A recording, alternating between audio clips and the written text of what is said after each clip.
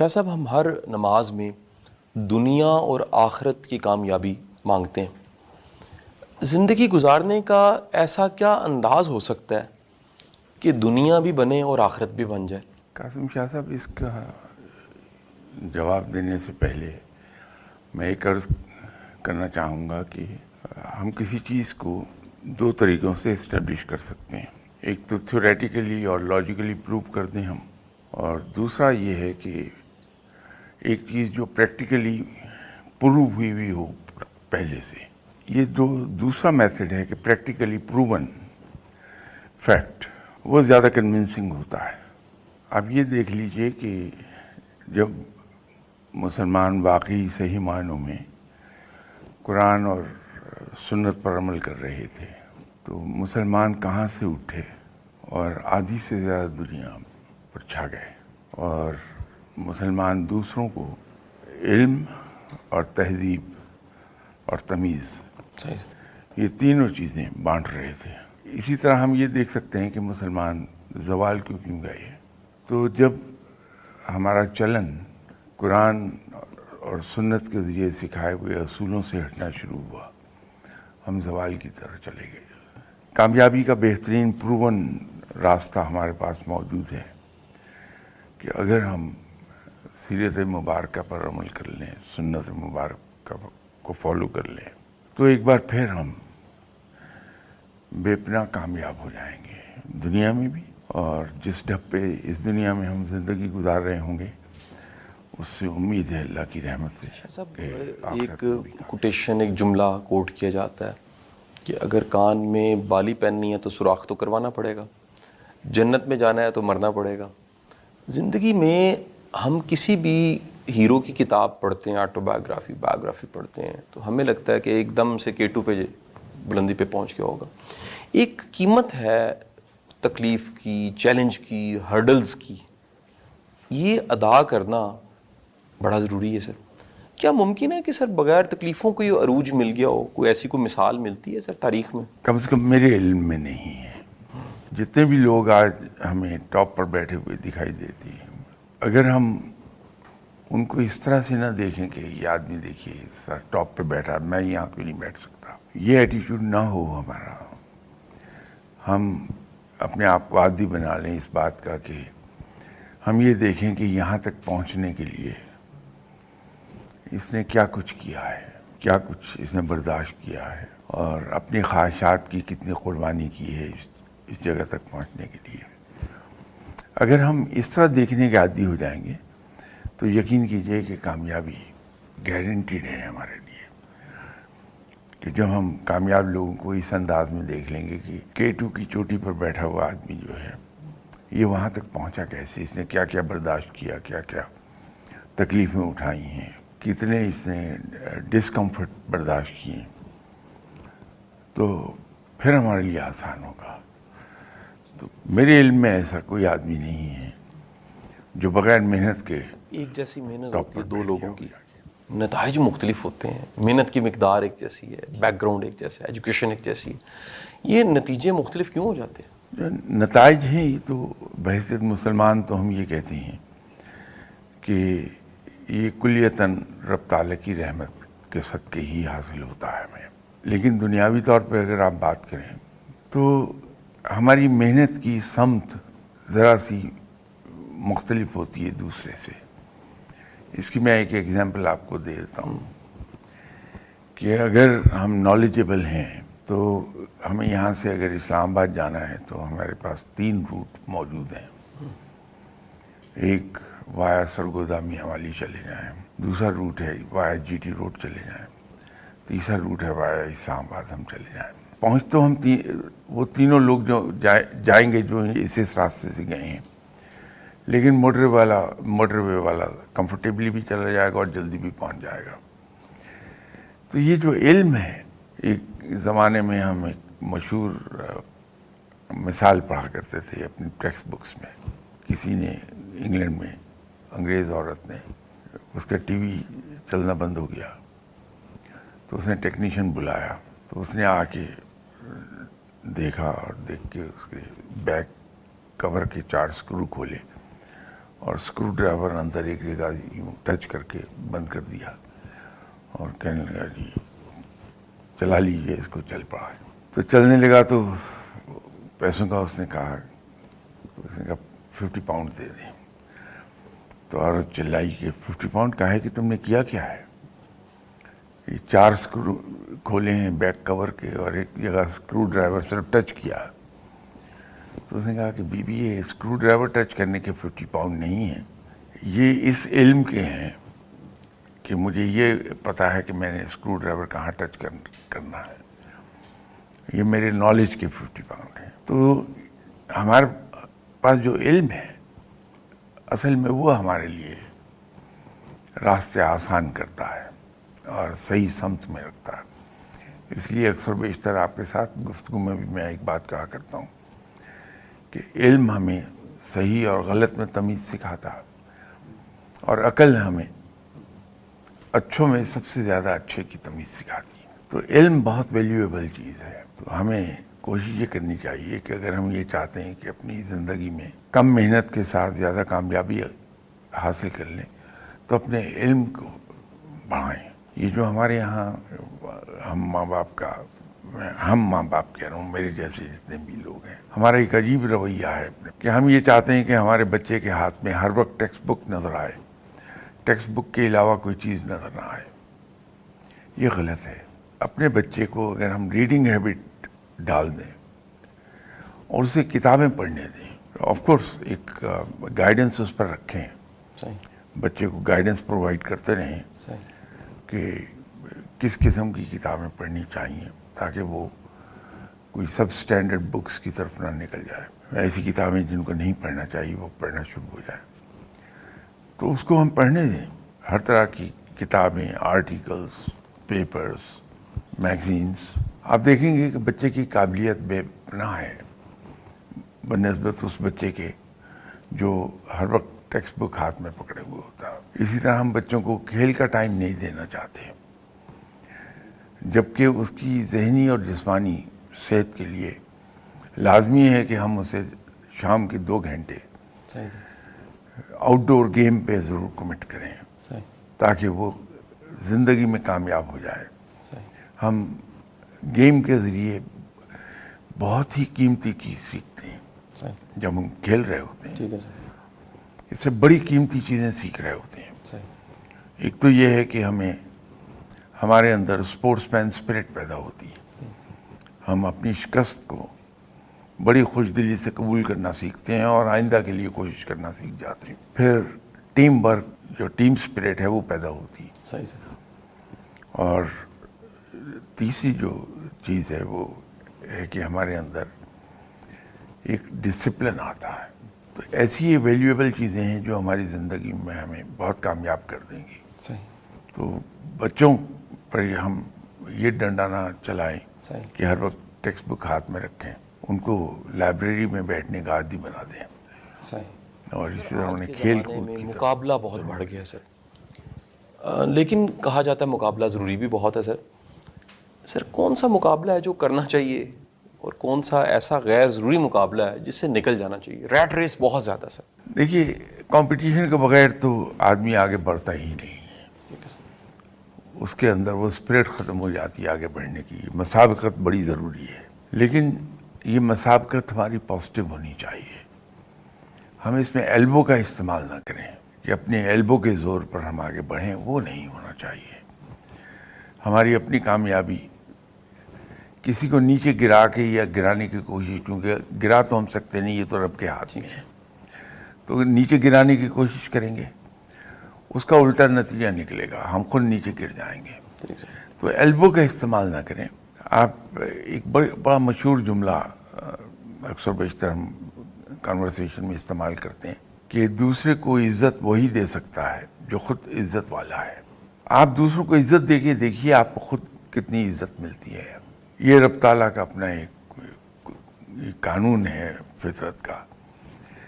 تو ہم جب ایلبو استعمال کرتے ہیں, کسی کو گرا کے آگے بڑھنے کی کوشش کرتے ہیں, تو انفیکٹ ہم اپنے لیے گڑھا کھود رہے ہوتے ہیں.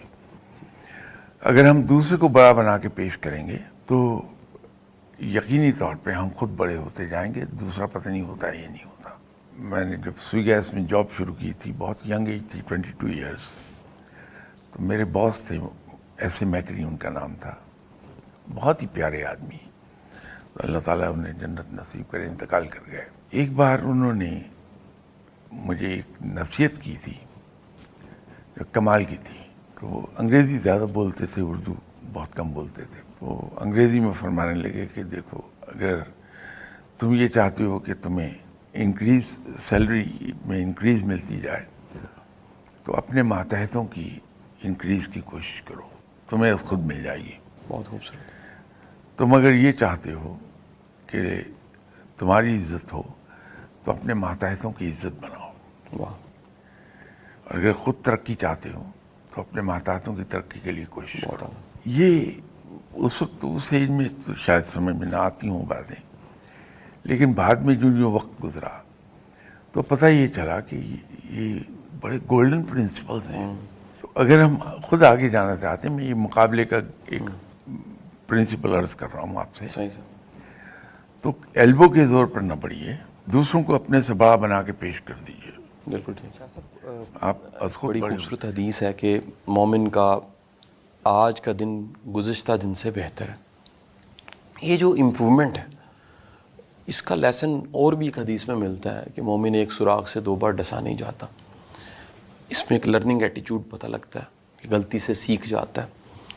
سر یہ جو کانٹینیوز گروتھ ہے, آگے بڑھنا ہے, آپ کو نہیں لگتا سر اس کی پریچنگ ہی کوئی نہیں ہے سر؟ یعنی دین جو پریچ کیا جا رہا ہے وہ ایفرٹ والا, آگے بڑھنے والا, پروگریسو لرننگ ایٹیچیوڈ والا دین پریچ نہیں کیا جا رہا, یہ باتیں پریچ کی جا رہی ہیں. اس کی کیا وجہ ہے سر؟ ہم میں سے ایک بڑی اکثریت اصل میں دین کو مینٹلی کنفائن کر بیٹھی. میں ذہنی طور پہ کہہ رہا ہوں, ریچولز کے ساتھ ہم نے ذہنی طور پہ یہ سوچ لیا کہ جو ریچولز ہیں شاید یہی دین ہے, جبکہ ایسا نہیں ہے. یہی وجہ کہ ہمارے یہاں زیادہ تر زور ریچولز پر ہے, اسی کی تبلیغ ہوتی, اسی کے پرچار ہوتا. اگر ہم ریچولز کو اگنور تو نہیں کریں بالکل, ہم تبلیغ ریچولز ہی کی کریں, لیکن اس کے ساتھ ساتھ اگر ہم ادھر کو لے جائیں بات کو کہ اس کے نتیجے میں ہمیں اپنی روزمرہ کی زندگی میں کیا کیا کرنا ہے, خاص طور پر حقوق العباد کے سلسلے میں, میرا خیال ہے بڑا فرق پڑ جائے گا. لیکن ہمارے یہاں یہ ہو نہیں رہا. چند ایک لوگ ہیں جو کوشش کرتے ہیں, لیکن زیادہ تر اکثریت ہماری وہی ہے کہ ہم ریچولز مزاج جو ریچولز پہ زور دینے کا ہے وہ ہمیں سر, اگر ہم لٹریچر پڑھیں 1000 سال پہلے کا, علی بن عثمان الجویر کی کتاب کشف المحجوب پڑھیں, بلے شاہ کو پڑھیں, تو وہ کرٹیک کرتے ہیں, بڑے سخت کرٹیک ہیں کہ مطلب تم پاکی باہر کی لے آئے ہو, اندر کی پاکی نہیں لے کر آئے, یا جو تم دکھا رہے ہو وہ ہے نہیں تمہارے اندر.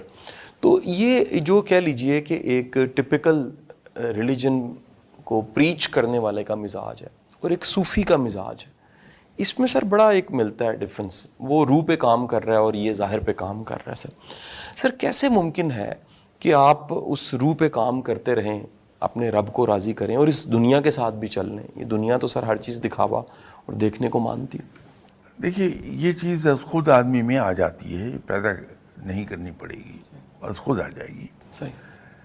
جب ہم ایک رویہ زندگی کا اختیار کرتے ہیں کہ ہمارا ہر کام اللہ ہی کے لیے ہے, اس کے لیے ہم اللہ کو آنسریبل ہیں, جب یہ زندگی کا رویہ بن گیا ہمارا, صحیح. عقیدہ تو ہے ہی ہے لیکن زندگی کا رویہ بھی بن گیا عقیدے کے ساتھ ساتھ, تو پھر زندگی مختلف ہونے لگتی ہے. کہ میں اگر اپنے کسی کولیگ پر کوئی بہتان لگانے لگا ہوں, میں نہیں لگا پاؤں گا. میرے دشمن کے بارے میں کہیں بات ہو رہی ہے اور اس کی برائی بیان ہو رہی ہے, مجھے پتا ہے کہ یہ برائی اس پہ نہیں ہے, تو میں فوری طور پر اپنے دشمن کو ڈیفینڈ کروں گا کہ نہیں وہ ٹھیک ہے, اس سے میرے مخالفت ہے, لیکن اس میں یہ خرابی نہیں جو آپ کہہ رہے ہیں. صحیح. اس لیے کہ مجھے معلوم ہے میں نے اللہ کو جواب دینا ہے. ملاوٹ کرتا ہوا, جھوٹ بولتا ہوا, دغا دیتا ہوا, تو ہر قدم پر میرے ذہن میں ایک چیز آتی کہ مجھے اللہ کو جواب دینا ہے, دنیا میں بھی اور آخرت میں بھی, دونوں جگہوں پہ. میں آنسریبل ہوں اللہ کو، تو پھر آدمی کے رویے ٹھیک ہونے لگتے ہیں. لیکن اس کے لیے ضروری یہ ہے کہ یہ رویہ ہم بچوں میں شروع دن سے ڈالنا شروع کر دیں. اس کی موجودگی میں بچے کی، بہت چھوٹا بچہ ہے، صحیح سر. اس کی موجودگی میں ہم یہ کہتے ہیں کہ دیکھو اگر میں یہ کام کروں گا تو میں اللہ کو کیا جواب دوں گا. ٹھیک سر. بچہ لرن کرنا سیکھ جائے، یہی لرن کرتا چلا جائے گا صحیح. اور ساری عمر وہ اسی سے ڈرائیو ہوگا کہ یہ میں کرنے تو لگاؤں تو میں اللہ کو کیا جواب دوں گا. صحیح. سر اعتبار آج نہیں ہے، رکا رہے اعتبار پنجابی میں کہتے ہیں گواچ گیا. ٹرسٹ جو ہے وہ رشتوں میں، کام میں، چیزوں میں، مطلب ایون کہ اشیاء خریدی جاتی بڑی مہنگی، ایک وہ جو ڈیوریبلٹی ہے، اعتبار ہے سر، وہ معاشرے کا بڑا تیزی کے ساتھ نیچے جانے لگ پڑا. اور اس اعتبار نیچے جانے کے ساتھ ساتھ مورائلز بھی، کریکٹر وہ سر آپ کو نہیں ملتا. یہ اعتبار سر کیسے بہتر کیا جا سکتا ہے؟ اعتبار کرنا کیسے بہتر کیا جا سکتا ہے؟ اعتبار کس پہ کیا کبھی جا سکتا باتوں ہے؟ سے یہ نہیں سارے پیدا سوال. ہوتا. یہ انسان کے جو افعال ہیں، جو یہ پریکٹیکلی پروو کرنا پڑتا ہے کہ میں قابل اعتبار ہوں، اور اس کے لیے بہت سی قربانی کرنی پڑتی ہے. جب ہمارے لیے اپنی ذات ہی اہم ہو جائے گی کہ میرا مفاد حاصل ہو جائے، دوسرا کیا سوچتا ہے اس سے غرض نہیں، تو پھر یہ جو کریڈبلٹی ڈیفیسٹ ہے یہ پیدا ہوتا ہے اور وہ خلیج بڑھتی جاتی ہے. پھر تو ہمیں یہ جو ابھی خوف خدا کی بات میں کر رہا تھا، یہ جب روکتی ہے یہ چیز تو کریڈبلٹی سامنے آتی ہے.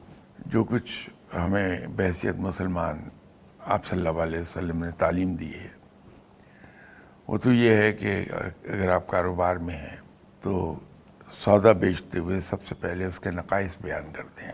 ہمیں جو تعلیم ملی ہے وہ یہ ہے کہ ایون مذاق میں جھوٹ نہ بولیں. یہ سب آپ کی کریڈبلٹی کو اسٹیبلش کر دیں گی چیزیں. تو یہ خوف خدا والا عنصر جو ہے اس کو سوسائٹی میں پیدا ہونا چاہیے.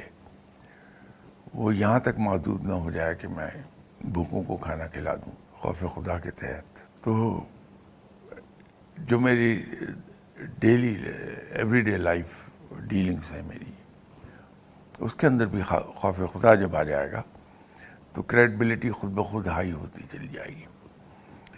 کیونکہ پھر آپ کو یہ معلوم ہے کہ میں فلاں آدمی سے جو چیز لے رہا ہوں اس کے اندر کوئی خرابی نہیں ہو سکتی، اگر ہوتی تو خود بتا دیتا.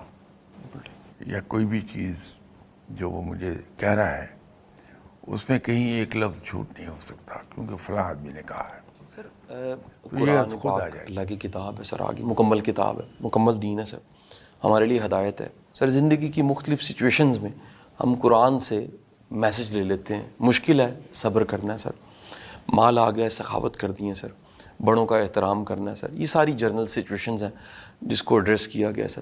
سر کسی خاص زندگی کی سچویشن میں اللہ رب کا نظام آپ سے کچھ کہنا چاہ رہا ہے، کسی خاص سچویشن میں جو اس وقت کا پتر ہے، خط ہے، اس کو ڈی کوڈ کیسے کیا جا سکتا ہے، کیسے سمجھا جا سکتا ہے کہ مجھے کیا سمجھایا جا رہا ہے؟ بہت آسان ہے، انتہائی آسان چیز ہے. میں اسی لیے بار بار ایک چیز پہ زور دیا کرتا ہوں. قرآن پاک میں ہماری زندگی گزارنے کے تمام اصول اور قوانین لکھے ہوئے ہیں. رب کے ساتھ اس کے حقوق کیسے ادا کرنے ہیں، لوگوں کے حقوق کیسے ادا کرنے ہیں، سب لکھا ہے. لیکن جیسے آپ نے خود فرمایا کہ سچویشنز آتی ہیں وہاں ہم بعض کا نہیں سمجھ پاتے کہ قرآن اس سلسلے میں ہمیں واضح طور پہ کیا کہہ رہا ہے. قرآن تو واضح ہے لیکن ہم نہیں سمجھ پاتے. تو سب سے آسان حل ہے سنت نبی صلی اللہ علیہ وسلم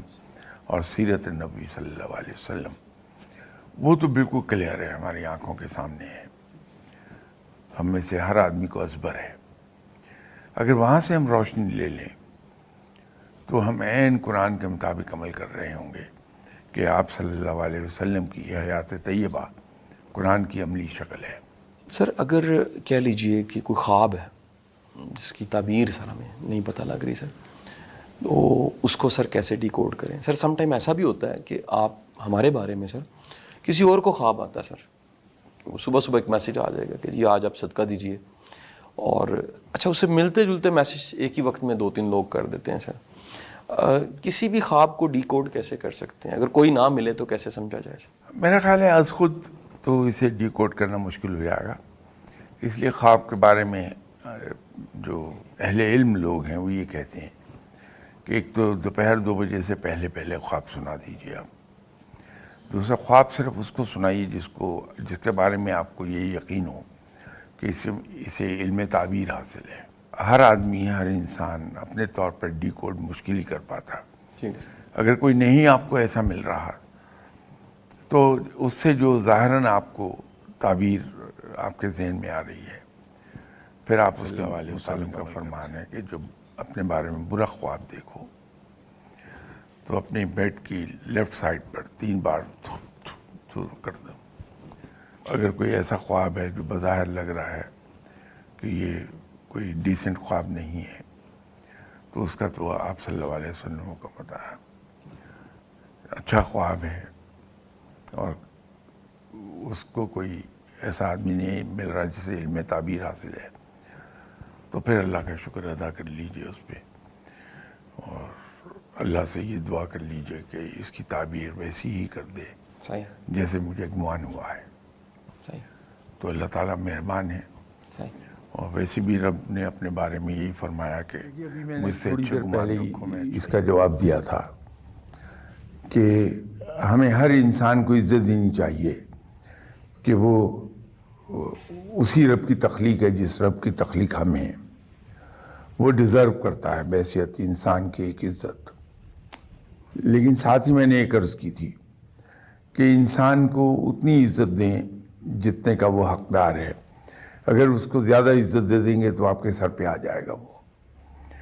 تو جہاں آپ دیکھتی ہیں کہ یہ آدمی عزت کا انڈیو ایڈوانٹیج لینے لگا ہے تو سمجھ لیجئے کہ اس کے عزت کا تھریش ہولڈ پوائنٹ آ گیا.